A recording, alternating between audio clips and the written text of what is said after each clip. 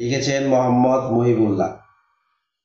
বৃষ্টি, তুমি কতদিন আসো না, কতদিন দেখি না তোমার শীতল মুখ, কতদিন হলো তোমাকে ছুঁয়েই দেখিনি।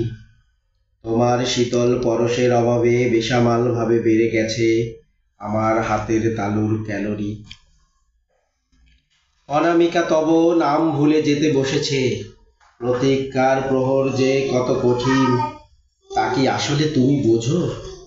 চরম গরমে পুই লতার মতো নেতিয়ে পড়েছে আমার হতবিহ্বল শরীর, তোমার শীতল পরশে শিহরিত হওয়ার নিরন্তর প্রত্যাশায়।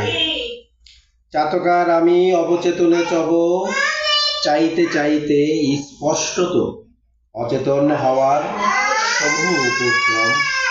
তুমি আসবে নাকি, ভালোবাসবে নাকি? সুশীতল পরশ বোলাবে মোর গায়ে, শীত যে এলো গায়ে কাঁথালে পড়ে গেল, তোমার বৃষ্টি স্নাত পরশ আমাকে যে শিহরিত করতে পারবে না। তার চেয়ে ঢের ভালো হবে যদি আসো আমার কাঙ্ক্ষিত সময় মতো। বৈশাখ গেল, জ্যৈষ্ঠ গেল, আষাঢ় গেল, শ্রাবণ যে গেল গেল।